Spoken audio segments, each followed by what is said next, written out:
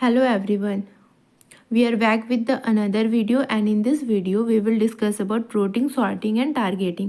Protein sorting and targeting क्या होता है? It is the fundamental process in cell where protein are directed to specific destination within the cell or outside the cell to perform their function. जब protein हमारा synthesise हो जाता है translation के process से तो जो प्रोटीन फॉर्म होता है वो प्रोटीन को एक स्पेसिफिक डेस्टिनेशन तक जाना होता है। इसी प्रोसेस को हम प्रोटीन सॉर्टिंग बोलते हैं। तो फ्रॉम वेरी बेसिक हम जानते हैं कि ये हमारा एक सेल है, इसमें ये न्यूक्लियस प्रेजेंट है। न्यूक्लियस में हमारा डीएनए है।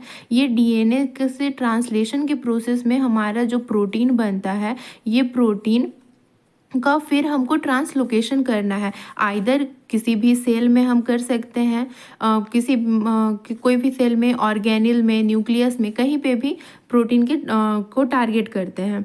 तो ये प्रोटीन सॉर्टिंग ज़रूरी क्यों है? किसी भी सेल के प्रॉपर फंक्शनिंग के लिए हमको प्रोटीन ज़रूरी है, वहाँ पे प्रोटीन ज़रूरी है। अब हम जैसा कि जानते हैं कि प्रोटीन हमारा सिंथेसाइज होता है राइबोसोम में, और राइबोसोम हमारा प्रेजेंट होता है दो वे में। आइदर वो फ्रीली प्रेजेंट होगा साइटोप्लाज्मा में, या फिर वो इंडोप्लाज्मिक रेटिकुलम के मेम्ब्रेन से बाउंडेड होगा, that is bounded to rough endoplasmic reticulum. और जो 2/3 प्रोटीन होता है वो हमारा फ्री साइटोप्लाज्मा में सिंथेसाइज होता है, और 1/3 ऑफ द प्रोटीन फॉर्म होता है वो हमारा बाउंडेड होता है विथ इंडोप्लाज्मिक रेटिकुलम से।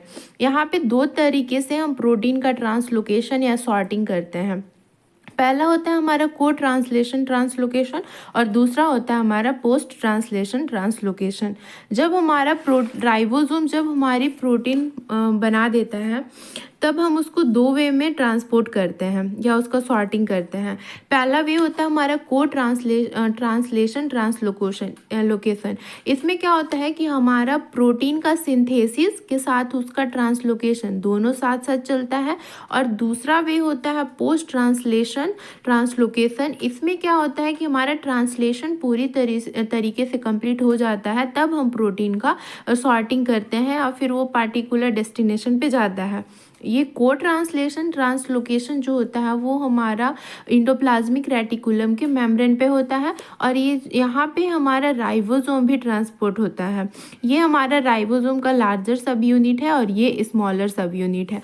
जो प्रोटीन को ट्रांसलेशन ट्रांसलोकेशन से फॉर्म होता है वो आइदर इंडोप्लाज्मिक रेटिकुलम में जाएगा या फिर गोल्जी में जाएगा, वहाँ से lysosome, plasma membrane, plant vacuole कहीं पे भी जा सकता है। यहाँ पे जो प्रोटीन फॉर्म होता है वो सिक्रेटरी प्रोटीन होता है, जैसे कि हार्मोन या एंजाइम, और इंट्रीगल प्रोटीन होता है जो प्लाज्मा मेम्ब्रेन का होता है। यहाँ पे जो को ट्रांसलेशन ट्रांसलोकेशन का प्रोटीन सॉल्यूबल प्रोटीन होता है जो प्रेजेंट होता है लूमेन ऑफ ऑर्गेनिज्म। सॉरी, यहाँ पे ऑर्गेनिल होगा, ऑर्गेनिज्म नहीं होगा, लूमेन ऑफ ऑर्गेनिल। और यहाँ पे जो पोस्ट ट्रांसलेशन ट्रांसलोकेशन से जो हमारा प्रोटीन बनता है वो हमारा प्रोटीन फ्री प्रोटीन होता है, इसके साथ राइबोसोम ट्रांसपोर्ट नहीं होता। वो हमारा ईआर लूमेन में जा सकता है, माइटोकॉन्ड्रिया में जा सकता है, पेरिक्सोम, क्लोरोप्लास्ट, या फिर वो प्रोटीन खुद साइटोप्लाज्मा में ही रह सकता है, या फिर उसको न्यूक्लियस में जाना पड़े, वो प्रोटीन कहीं पे भी जा सकता है। वो प्रोटीन सॉल्यूबल प्रोटीन होता है और फेरिफेरल प्रोटीन होता है प्लाज्मा मेम्ब्रेन का। तो जो को ट्रांसलेशन और ट्रांसलोकेशन सॉर्टिंग या फिर सॉर्टिंग है वो प्रोटीन डायरेक्ट होता है to their destination while being synthesised. Here ribosome is also transported and protein are synthesised on ribosome bounded with endoplasmic reticulum. Post translation protein हमारा बन गया है, तब उसका हम टारगेटिंग कर रहे हैं। जो सबसे पहले जो हमारा पहला ट्रांसलोकेशन मेथड है को ट्रांसलेशन ट्रांसलोकेशन। इस मेथड में क्या होता है कि हमारी प्रोटीन की जो है वो सिंथेसिस उसके साथ साथ सॉर्टिंग दोनों साथ साथ चलती है। मतलब प्रोटीन का सिंथेसिस भी होगा और उसका ट्रांसलोकेशन भी होगा। ये राइबोसोम है जिसका ये लार्जर यूनिट स्मॉलर यूनिट है। यहाँ पे प्रोटीन है, प्रोटीन का एन टर्मिनल है, ये हमारा एमआरएनए है। एन टर्मिनल के पास सिग्नल सीक्वेंस प्रेजेंट होता है। सिग्नल सीक्वेंस हमारा हाइड्रोफोबिक चेन होता है जिसमें 6 to 12 अमीनो एसिड प्रेजेंट होते हैं। ये सिग्नल सीक्वेंस को रिकॉग्नाइज करने के लिए एसआरपी प्रोटीन होता है, signal recognition protein. Signal recognition protein signal sequence को रिकॉग्नाइज करता है और ये आके यहाँ पे बाइंड कर जाता है। ये सिग्नल सीक्वेंस के साथ साथ राइबोसोम के यूनिट से भी बाइंड करता है और जैसे ही सिग्नल रिकॉग्निशन प्रोटीन आके यहाँ बाइंड करता है, यहाँ पे ट्रांसलेशन रुक जाता है। ये हमारा इंडोप्लाज्मिक रेटिकुलम है। इसके मेम्ब्रेन पे सिग्नल रिकॉग्निशन प्रोटीन का रिसेप्टर प्रेजेंट होता है। एसआरपी रिसेप्टर ये प्रेजेंट है और ट्रांसलोकोन प्रेजेंट होता है। ट्रांसलोकोन इनिशियली बंद रहता है क्योंकि यहाँ पे कोई भी राइबोसोम नहीं आता है जिसकी एंट्री करवानी हो। ये ट्रांसलोकोन बंद इसलिए रहता है कि जो इंडोप्लाज्मिक रेटिकुलम के जो लूमेन में कैल्शियम रहता है वो बाहर ना जाए, इसलिए ये ट्रांसलोकोन बंद रहता है। अब ये जो हमारा राइबोसोम है वो इंडोप्लाज्मिक रेटिकुलम पे आता है। इसका जो सिग्नल रिकॉग्निशन प्रोटीन है वो इंटरेक्ट करता है उसके रिसेप्टर से। जो एसआरपी प्रोटीन इंटरेक्ट करता है एसआरपी रिसेप्टर से, तो यहाँ पे एटीपी का हाइड्रोलाइसिस होता है जीडीपी में। तो यहाँ पे एटीपी हाइड्रोलाइज हुआ, एसआरपी सिग्नल रिकॉग्निशन प्रोटीन अपने रिसेप्टर से इंटरेक्ट करता है।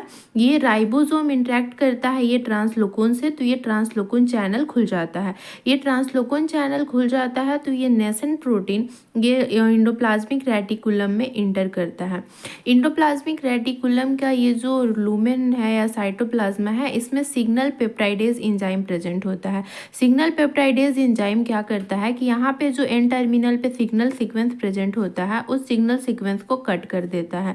यहाँ पे सिग्नल सीक्वेंस को पेप्टाइडेज एंजाइम कट कर दिया तो ये प्रोटीन फर्दर इंडोप्लाज्मिक रेटिकुलम के लूमेन में पहुंच गया और यहाँ पे इसकी फोल्डिंग हो जाती है। अब ये जो राइबोसोम है इसका अभी यहाँ ज़रूरत अब नहीं है। और हाँ, जैसे ही यहाँ पे एसआरपी जब इंटरेक्ट करता है तो यहाँ पे एसआरपी रिलीज हो जाती है यहाँ से।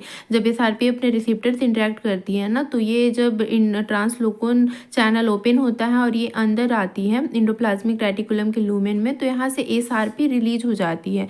एसआरपी जब रिलीज हो जाती है तो यहाँ पे ट्रांसलेशन का प्रोसेस फिर से स्टार्ट हो जाता है, क्योंकि एसआरपी जब यहाँ पे बाइंड करती है तो ट्रांसलेशन बंद हो जाता है, क्योंकि ये एन टर्मिनल को ब्लॉक कर देता है और राइबोसोमल स्मॉलर यूनिट को ब्लॉक कर देता है, तो ट्रांसलोकेशन बंद हो जाता है। फिर जब ये जैसे ट्रांसलोकोन से इंटरेक्ट करके ईआर के लूमेन में आती है तो इसका ट्रांसलेशन फिर से स्टार्ट हो जाता है। यहाँ पे हमारा ट्रांसलेशन कंप्लीट हो जाता है, प्रोटीन की फोल्डिंग हो जाती है। अब राइबोसोम को ज़रूरत नहीं रहता है, इसलिए राइबोसोम रिलीजिंग फैक्टर से रिमूव कर दिया जाता है। तो जो यहाँ पे मैं अभी बताई उसको एक स्टेप में पढ़ लेते हैं कि क्या होता है। एन टर्मिनल के पास सिग्नल सीक्वेंस होता है। सिग्नल सीक्वेंस हाइड्रोफोबिक चेन होता है जो कंटेन करता है 6 to 12 amino acid. SRP signal recognition protein bind करता है सिग्नल सीक्वेंस से और stop the process of translation as it block N terminal end smaller unit of ribosome. Endoplasmic reticulum contain SRP receptor and translocon.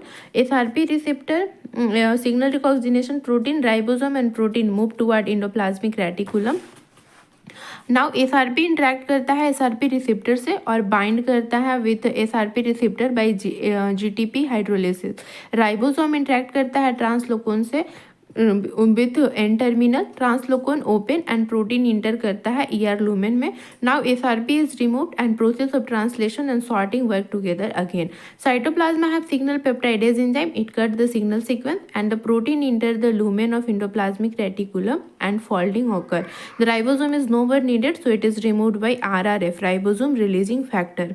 जो SRP को देख लेते हैं कि एसआरपी क्या होता है। जो एसआरपी हमारा सिग्नल सीक्वेंस से बाइंड करता है, तो ये एसआरपी हमारा राइबोन्यूक्लियो प्रोटीन होता है जो 6 प्रोटीन और 1 आरएनए यूनिट से बना होता है। जो आरएनए है यहाँ पे रहता है उसको हम 7SL आरएनए बोलते हैं और 6 प्रोटीन होते हैं यहाँ पे। जो 6 प्रोटीन होते हैं वो P54, P19, P68, P72, P9 और P14, ये 6 तरह के प्रोटीन से हमारा एसआरपी बना होता है। और अगर हम ट्रांसलोकोन की बात करें तो ट्रांसलोकोन एक हमारा चैनल की तरह चैनल या गेट की तरह वर्क करता है। सपोज दिस इज अ ट्रांसलोकोन और यहाँ पे अल्फा हेलिक्स होता है जो गेट की तरह वर्क करता है, जो कैल्शियम को बाहर जाने से रोकता है। ये ट्रांसलोकोन जो होता है वो 3 सब यूनिट से बना होता है। ट्रांसलोकोन 3 सब यूनिट से बना होता है। जो 3 यूनिट है वो सेक 61 अल्फ़ा, सेक 61 बीटा और सेक 61 गामा, ये 3 यूनिट से हमारा ट्रांसलोकोन बना होता है। जो और ये ट्रांसलोकोन गेट की तरह वर्क करता है ताकि कैल्शियम बाहर ना निकले। तो इस वीडियो में हम प्रोसेस ऑफ प्रोटीन सॉर्टिंग का प्रोसेस पढ़े, जो कि को ट्रांसलेशन ट्रांसलोकेशन लोकेशन हमारा कंप्लीट हो गया। दूसरे वीडियो में हम पोस्ट ट्रांसलेशन का मेथड को डिस्कस करेंगे। So I hope you like this video. Thank you.